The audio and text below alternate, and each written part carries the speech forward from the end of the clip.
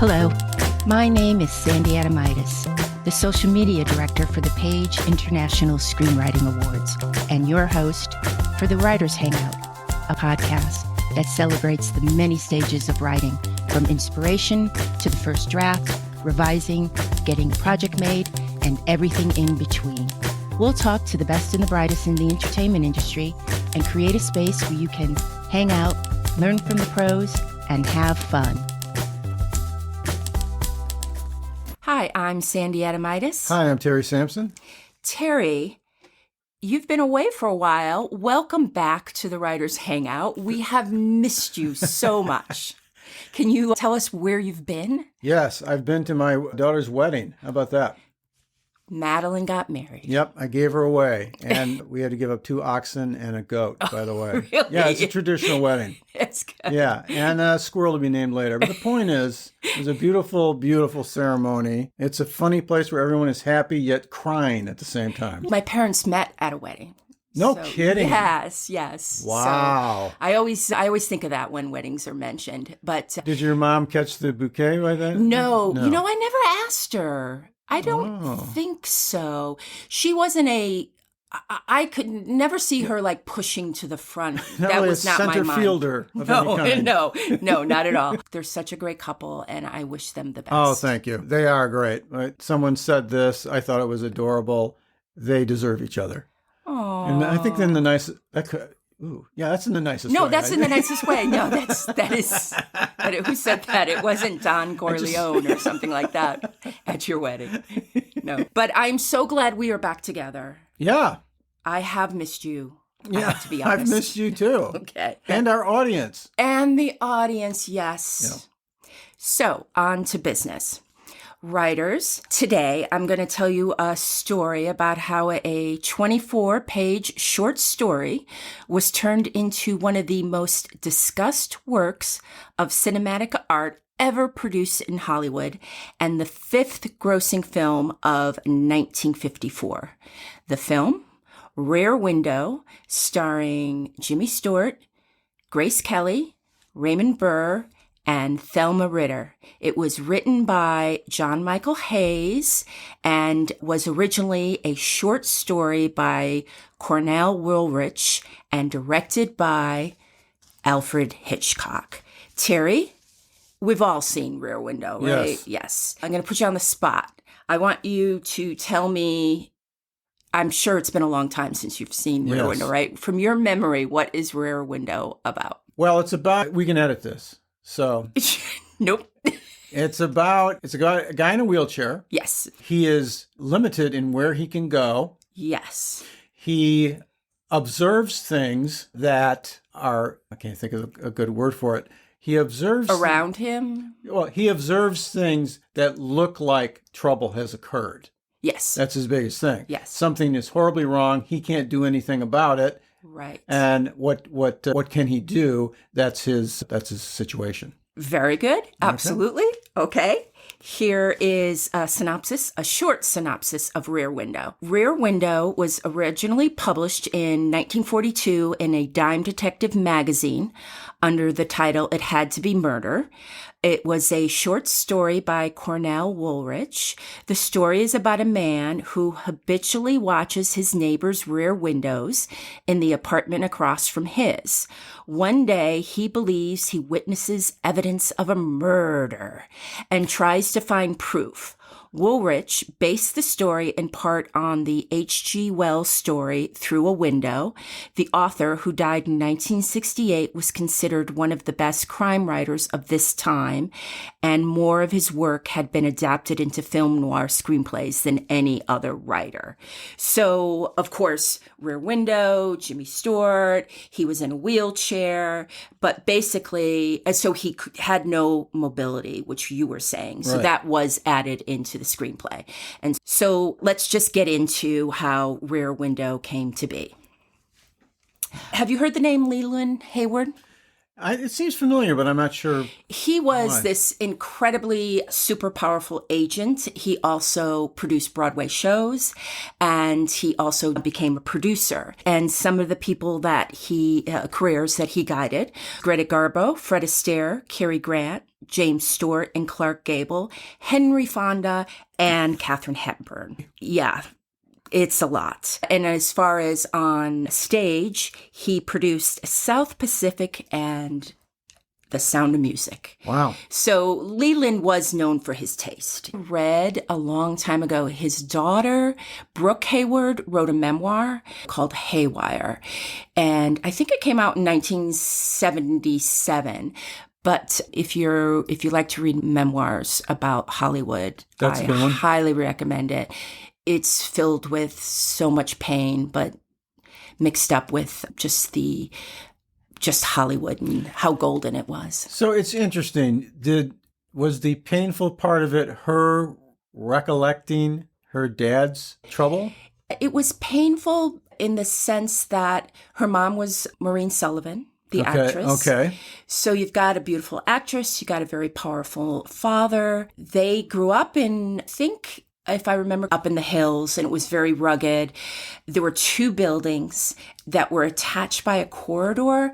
The parents lived in one building and the kids lived in another building. No kidding. Yeah, with the nanny.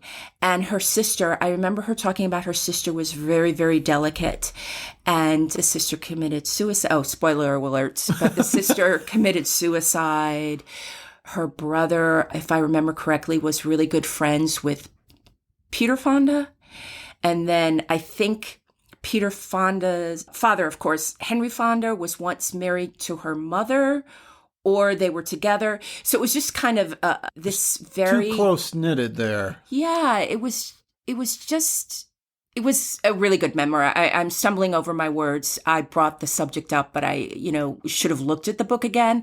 But I remember just being drawn in by, it was very melancholy, I remember. They had everything, but yet they didn't have their parents. Yeah, exactly. And as you brought this up, I immediately thought the reason I even said anything was somebody with those kind of credits, you'd think their life was pretty great. But sometimes, or not to anyone's surprise, those things come at a cost. Exactly. You look at those people and you look at their beautiful homes and you think, just like you just said, nothing can ever be wrong. It's just too perfect a life. And if something does come up, they have the money to take care of it. But that's not necessarily true. And as we've demonstrated throughout our episodes with our true crime, bad things happen. Right. So Leland purchased the rights to It Had to Be Murder, along with 5 other stories for the amount of $9,250. In February of 1952, Leland hired Joshua Logan to write a treatment, and Logan in turn wrote pages, and he remained very faithful to the original story, but also made several changes that bear similarities to the finished film. He added in a love story. Oh, okay. Which was... Oh, sure. When you're translating that to screen. When you have a pretty gal there, why not? Yes. In turn, Hitchcock then paid $25,000 for the rights to Rear Window and $15,000 for Logan's treatment. So I think Leland made out really well. Yeah. Okay. Alfred then went... Let's just say Hitchcock. Hitchcock went looking for a writer and landed on John Michael Hayes. John Michael Hayes was born in 1919 in Worcester, Massachusetts, and he started in radio. His first screen credit was for Red Ball Express in 1952. The Hitchcock-Hayes collaboration produced 4 motion pictures in 2 years. That's amazing. Rear Window, To Catch a Thief, The Trouble with Harry, and The Man Who Knew Too Much. Wow. It was one of the most successful director-screenwriting pairings in Hollywood history. Yeah. Okay, what did Hayes bring to the almighty Hitchcock? Hayes was known for writing richly drawn, sympathetic characters. And prior to working with Hayes, most of Hitchcock's protagonists had been deeply troubled, dark, and complex figures. Hayes also brought voyeurism, fear of intimacy, fear of death, and the loss of a loved one were seen throughout a lot of Hayes's scripts. On a side note, a journalist once wrote, John Michael Hayes looks like a Hollywood scriptwriter as played by a Hollywood film star in a Hollywood film about Hollywood. He was a nice guy. Hayes was known to be a nice guy. He had dark, good looks, and he smoked a pipe with a grace, it was said, that would make Crosby look positively clumsy. His dialogue is friendly but forceful, and his humor is dry and snappy as a dead twig underfoot. And during all of this, he was about 34 years old. Oh. Hayes' scripts also have what he calls, and I wonder if he was the first to capture this phrase, an emotional roadmap, something which drives the character to the end of the story. For this reason, Hayes always insisted on completing a first draft before turning it in to a producer. One of the hardest things for a producer to do is wait, Hayes has been quoted as saying. He also said, after 2 or 3 weeks, he wants to see some pages. But if you give the producer the pages before you're ready, you'll end up in literary litigation for weeks and lose your perspective before you get going with your story. That's what's wrong with a lot of pictures. They have great openings and no endings. Hayes' touch goes beyond his dialogue and carefully constructed storylines. Hayes brought a certain integrity to the job of screenwriter, which had too often been cast in the shadow of famous insults, like Jack Warner saying that screenwriters are schmucks with underwoods. Have you heard that saying before? No. Yeah, he used to say that. Schmucks with underwoods. I'm not even sure what an underwood is. Underwood typewriter. A dinner was set up between Alfred Hitchcock and John Michael Hayes at 7:30 p.m. at the Polo Lounge of Beverly Hills. Hayes dressed as well as he could, and he had read the short story over and over and over. He knew it backwards, frontwards, forwards, sidewards. He memorized his notes and ideas, and he drove from the Valley, where we are right now, to the Beverly Hills Hotel, and he arrived a few minutes early. I'm thinking he took cold water. It had to be cold water. Yes. It drives right in there. Yes. I've heard. Yes. I have never been to the Polo Lounge. I haven't been to the either. Polo Lounge? Well, we will do an episode from the Polo Lounge. I think that's an excellent... Hold us to that, audience. Excellent idea. So, again, he arrived a few minutes early, which I applaud. I always like to arrive a few minutes early. Absolutely. So, by 7:30, Hitchcock hadn't arrived. 7:45, he still wasn't there. By 8 o'clock, still no sign of Hitchcock. Hayes thought he might have gotten the night, or even worse, the hotel wrong, and he started to get really anxious about meeting the famous director. And, there was no way to pull out your cell and call and check with your people to check with his people, and just had to sit there, I guess. Yep. So now Hayes is filled with anxiety, and so he thinks, okay, I got to calm my nerves. So he went to the hotel bar, and he actually told the bartender, I'm here to see Hitchcock. I don't even know if I have the right night. I'm nervous. Give me a drink. Unlike many of his contemporaries in Hollywood at that time, Hayes was not a big drinker, and he told himself, even before he started, 2 drinks. I'm going to give myself a 2-drink minimum. He asked the bartender, give me something that will calm my nerves. The bartender said, I have exactly what you need, and gave him a martini. Of course, Hayes knocked back the drink because he wanted to get back to the table really quickly in case Hitchcock shows up. So he goes back to the table and he waits and he waits and he waits again. No Hitchcock. And so by 8:30, the writer went back to the bar one more time and decided to have one more drink.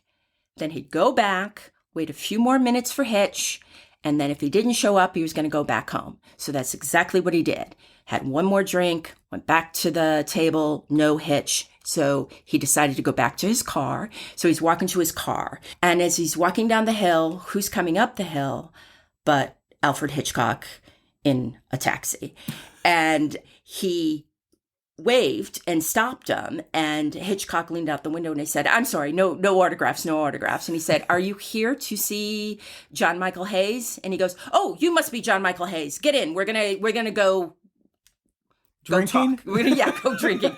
And it's just like, that would drive me crazy, because I would have wanted the credit for waiting there for so long. So it looks like Hayes was just as late as Hitchcock, I guess. Soon as they got inside the dining room, the head waiter began fussing all over Hitchcock, whose reputation as a big spender and a gourmet had been well established before he had even arrived in America, never mind the Polo Lounge. They sat at a booth, and the first thing that Hitchcock said to Hayes was, "Do you drink?" Hayes replied, "Well, I've been known on occasion to take a drink." "Well, what do you drink?" "I think the last drink I had was a martini." "Wonderful. That is my favorite drink. I like a man who drinks." Hitchcock called the waiter to the table and ordered 2 double martinis. When the drinks arrived, the 2 men tipped glasses, and Hayes sipped as cautiously as he could. Hitch called for hors d'oeuvres and another double martini for each of them. Are you keeping count? Yeah, 6 is that? I think this is 6 for Hayes, yeah. Yeah, he should have said something along the lines of, I feel like a guy that drinks, so you should have been with me a half an hour ago. You would have loved me then. Hitchcock, throughout the dinner, kept encouraging Hayes, who was trying to, of course, slowly drink his drinks. Drink up, relax. We're here to get to know each other. Drink some more. You know I like a man who drinks." Hayes kept imagining he was going to get sick and that Alfred Hitchcock would never speak to him again. And up to this point, Hitch had never mentioned Rear Windows, and Hayes was just really confused. And he said that he began to start pouring sweat, trying to keep sober and sound intelligent. Hayes recalls the director asking, "Have you seen any of my movies?" Or maybe he would have said, "Have you seen any of my movies?" Do you have an Alfred Hitchcock imitation? No.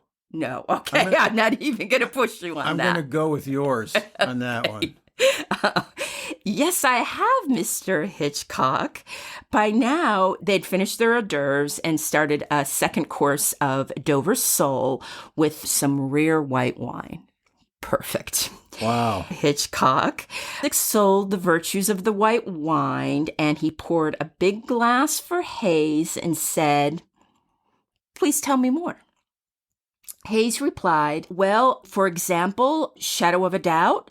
What did you think of it?" asked Hitchcock. Hayes began to give an analysis of Shadow of a Doubt from frame 1 to the end of the picture, telling Hitchcock what he thought he had done right and what he had thought he had done wrong, where it was strong, where it was weak, and what he particularly liked about the casting. The young writer then continued the assessment of Shadow of a Doubt straight through the next course of steak and red wine. Blurred by the combination of martinis and fine wines, Hayes started going through Hitchcock's movies one by one, indicating some things that Hitch, could have done better in Notorious, and telling the director that he thought the bullet stopped by the Bible in the hero's pocket in 39 Steps was kind of corny. While Hayes was talking, Hitchcock said nothing. He just continued eating and drinking and munching and crunching and slurping. At the conclusion of the meal, Hitchcock ordered dessert to be brought with a concoction of brandy and drambuie. Sounds like flaming career. I don't even know what that is. Yeah. Amazingly, Hayes didn't get sick, but Hitchcock still hadn't said one word about Rear Window, not one single word. Finally, with the dinner finished, Hitchcock said, "Well, I've got to go home now." Hayes offered to drive him home, which I think is just adorable. Wow. But Hitchcock said he would take a taxi. And after a considerable amount of coffee, Hayes got into his car, put the top down, and drove back over, which we assume is Coldwater Canyon, back to his home. And when he got home, his wife asked, how'd it go? And Hayes said it was one of the best dinners he's ever had. But I think I'm through with Hitchcock. There's no way he's going to hire me. I basically just babbled on like an idiot. I was wondering if that's where this was going. Yes. Now, well, obviously he did write the movie. But this is my theory. Hitchcock probably is always surrounded by sycophants. And he's probably always the one to do the talking. And here he is having all this delicious food, all this delicious liquor. And John Michael Hayes knew what he was talking about. And he just, maybe it was relaxing to have someone else talk for a change. What do you think? It could be the quality of the conversation too. When I've been in a situation where it's talking about something that I was creating, and somebody said something that was legitimately good. Now, I might not have chose it, but they say something to me, and I think it's worth measuring and checking out. I'm interested. I just keep listening, and I think, okay, this guy's rolling. Yeah. Let's hear more. Yeah. I think it was the quality of the comments. You can say, I didn't like that this happened, and then it just depends on the next thing you say. Yes. And I'm sure he was very loquacious and loose with his words, but I'm also, I believe 100%, it was probably spot on and enthusiastic, possibly. Enthusiastic and said with reverence. There you go. Said, yeah. On Monday morning, Hayes' agent telephoned him and said, "You're in. Hitchcock loved you. You start work tomorrow. Report to Warner Brothers where Hitch is prepping for Dial M for murder." I love that. I love report to Warner Brothers. Get out there and tell them where you are. They have 5 martinis waiting for you to get the day started. And as we know, Warner Brothers in the Valley, so you wouldn't have to drive over Coldwater again. Yeah. Hayes responded with, "Are you sure you have the right John Michael Hayes? Why? We never even talked about Rear Window or anything." "You're fine," said the agent. And the next day, Hayes arrived at Warner Brothers, and he and Hitch discussed Rear Window for the first time. Baffled by the experience, Hayes needed a whole year before he had the guts to ask Hitchcock about that night.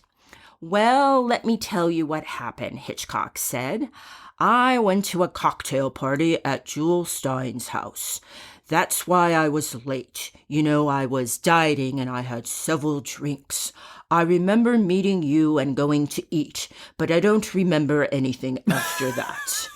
But you said and talked a lot. And on that assumption that a man who talks a lot has something to say, I hired you. Not one to leave an associate completely at ease," Hitchcock added. "But don't forget, if I didn't like you 2 weeks later, I would have let you go." Wow. How about that? I'm too in the bag to really know what you're saying, but it seems like a lovely evening. I'm not going to interrupt it. Exactly. Wow. So it didn't matter what he said. Nope. And I highly recommend for our screenwriters out there not to do that. Yeah, or to make sure whoever you're talking to is deeply in the bag by the time you chat with them. Exactly. That sounds like an excellent plan. Hayes met with Hitchcock on the Warner Brothers lot twice before starting the treatment for Rear Window. His salary was $750 a week with no guarantee, and was officially put on the Paramount payroll on June 8th, 1953. At that time, Paramount assigned Rear Window a story fund number of 84001 to keep an accounting of all costs. During their preliminary meetings, Hayes discovered that Hitchcock's main concern, as was true of nearly all his films, was creating a love story. And they both saw a need to create more neighbors to place in the windows of the surrounding buildings and to build these characters so that each would present a reflection of the relationship between the principals. While Hitchcock busied himself through July and August of 1953 with pre-production for Dial M for Murder, Hayes went all out preparing the treatment for Rear Window. And he was familiar with Hitchcock's style. Plus, he was also familiar with the lead, Jimmy Stewart, who he had worked with before. Jimmy Stewart also happened to be a client of Leland Hayward's. Again, so powerful. Mm-hmm. And so he was attached to the project from the beginning. Like most Hitchcock scenarios, the storyline for Rear Window would develop from its details. As Hayes explained, it started with the fact that we had to give Jeffries a reason to travel around the world, a dangerous occupation, and a reason to get his leg broken. It was more dramatic having it broken in the line of work and not just slipping on the stairs. I really agree with that. That was a really good creative point, I thought. Yeah, it meant something. Yeah. Hayes goes on to say, secondly, I wanted to give him an occupation that would give him an occasion to meet a girl like Lisa, played by Grace Kelly. Sure. Out of that came her profession. He's a foreign correspondent, and his editor said, look, we're out of fashion photographers this week. We want you to do a layout on an upcoming model named Lisa Fremont. And he said, that's not my line of work. And they say, well, fill in as best you can. He did the magazine layout and cover, and that's how they met. She was fascinated with him. And of course, he was very interested in her as a woman, but not as a wife in the beginning. He figures models are frivolous, and she certainly has never been off the sidewalk and couldn't live in safari clothes. So that was backstory, but I really liked that. That they were even thinking of, okay, he's in a wheelchair, and it would have been so easy for the writer to just go, hey, he slipped down the back stairs. Right. And he's a international photographer. Of course he knows a model. Nope. Usually those two worlds don't mix. So they really thought about bringing the pieces together. You know, it's funny. Sometimes if you give too much information, it feels like you're setting people up with something. Right. But this is a really good example of a guy who fed just enough things to make his description of his life more authentic. Oh, I also like the been off the sidewalk. Yeah. That's a great little turn of phrase. In creating the love story, Hitchcock and Hayes considered it a more interesting twist to have Lisa pursue Jeffries rather than the other way around. And it was rumored at the time that Hitchcock was basing this off the love affair between Ingrid Bergman and the photojournalist Robert Capra. Oh. But if you listen to more of what Hayes put into the script, Hayes' wife and the character Grace Kelly were very similar. Hayes drew upon his own experience with his wife. He explains, in the case of Jimmy Stewart in Rear Window, when Lisa was in danger, he suddenly realized how much she meant to him, and that if anything happened to her, my God, life was worthless. That came out of my life. Before my wife and I were married, we decided to delay our marriage until I was more successful. We got into an automobile accident, and she was thrown out of the car and onto the highway amongst broken glass, metal, and everything. But in the brief moment that I saw her rolling down the highway before I was knocked unconscious against the windshield, I said, oh my God, if anything happens to her, my life won't be worth anything. And I decided I was not going to wait another minute if we ever lived through this thing. So when I got to the situation in Rear Window, we had to bring Jimmy Stewart and Grace Kelly together. How are we going to play it? This is kind of a dull scene, but we never had to have it. When she was in danger, you looked at his face and you knew instantly that he valued her more than anything. So when I came to figure out how we were going to write that scene, I thought the automobile accident. And you remember in the movie, Lisa goes to the killer's apartment across the way to collect some evidence. And the bad man comes home. Right. And you can see in Jimmy Stewart's face the terror of him seeing the killer. Oh, another interesting thing that Hayes brought to his treatment, in the original story, Jeffries had a houseman named Sam. And Hayes replaced the houseman Sam with Stella McCaffrey, an insurance company nurse who visits Jeff daily, checking his temperature and massaging his back to relieve the strain caused by the wheelchair. In the treatment, Hayes describes Stella as a blunt and earthy woman, full of the wise and cynical lore of city living. No cant, no hypocrisy in her dialogue. She says what most of us thinks, but revises vocally for greater and social acceptance. Her comments border on the startling and are either extremely penetrating or extremely humorous, and often both. This is how he described Lisa. A lithe, beautiful, honey-haired young woman of perhaps 26 years.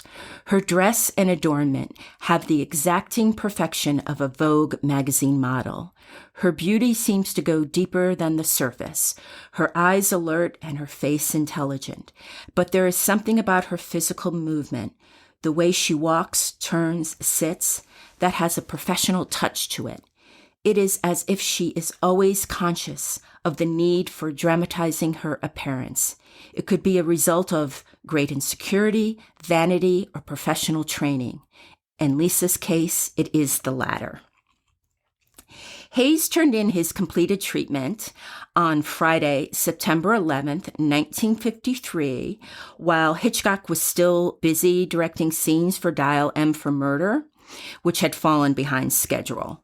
The treatment was then delivered to Marge Wonder at Paramount for retyping, and the official studio treatment dated September 12th, 1953, boosted Paramount's belief that they had a real winner in Rear Window.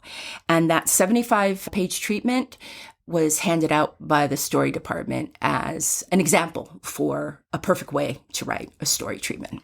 Yeah. I think I'll try to find it. Maybe I can find it and list it on our IG. That would be great. Side note, James Stewart had enough faith in the film and the future of its success to forego his salary in exchange for part ownership of the picture. After completing the treatment, Hitchcock and Hayes met again to make adjustments to the basic construction, but the characters, their motivations, and the tone of the film had been set in stone. That was done back then, huh? Jimmy Stewart said, I'll take a piece of the action rather than a salary? I know. I immediately thought of Star Wars, because I think that was one of the first times I heard of deferred salaries, was Star Wars. Yeah, see, that's 70s back then. And that was a good move on the part. Part of Jimmy? Yeah, it's a good idea. I bet you Leland told him to do that. Yeah, maybe so. Hayes started to meet with Hitchcock at the Bel Air home to discuss the screenplay. Hayes recalled, Hitch was still working on Dial M for Murder in post-production. We did have conferences to keep up with what I was doing, but he gave me my head and he let me go ahead and write the screenplay. And this is what Hitchcock says about working with writers when they go off to write the screenplay. Hitchcock said, I always insist on sitting with the writer from the very beginning and creating about 100-page outline of all the details from the first shot to the end. On October 14th, Hayes had completed his first draft of the script, and everybody thought it was a remarkable job. Hayes had breathed life into the characters, expanding in every way on what had already been in the exceptional treatment. From the dialogue emerged a depth of characterization he hadn't achieved before in the medium.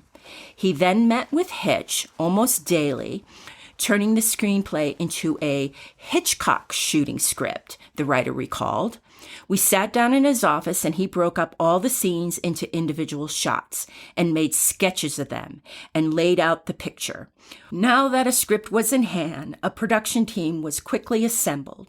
Although a Paramount press release boasted that Rear Window in its entirety was shot on one stage and in one set, the statement is not completely accurate.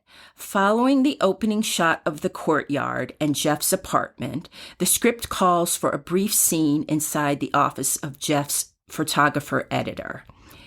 And Hitch shot the scene, but it was never used in the film. And one of the reasons why film historians think that Hitchcock shot the scene was because of rope. It was static and all in one set. The powers that be might be nervous, thinking this was going to be another static set. And if you've seen Rear Window, it's the exact opposite of that. Mm-hmm. But he probably threw that in, probably shot the scene, just so he can say he had it, but he never planned on putting it in the movie. Principal photography began on Friday, November 27th at 9 a.m, with the exception of a few minor injuries, such as Raymond Burr straining his back, lifting Ted Mapes, Jimmy Stewart's stunt double. The production came off without a hitch. The final day of shooting was January 13th, 1954. Hitchcock and Hayes managed to transform a 24-page short story not only into the fifth highest grossing film of 1954, but into one of the world's most discussed works of cinematic art ever produced in Hollywood. And for you and I, we have now can add to our palette of comments that it was a, quote, six martini idea. That sounds like a six martini idea, doesn't it? I think we've named the episode. The resources for this story was the book Writing with Hitchcock by Steve DeRosa. That's a wrap for the Writers Hangout. Thanks so much for listening. If you enjoyed the show, please subscribe, like, and thrive. Till we get to hang out again, keep writing. The world needs your stories. The Writers Hangout is sponsored by the Page International Screenwriting Awards. Executive producer, Kristen O'Verne. Producers, Terry Sampson and Sandy Adamitis. Music by Ethan Stoller.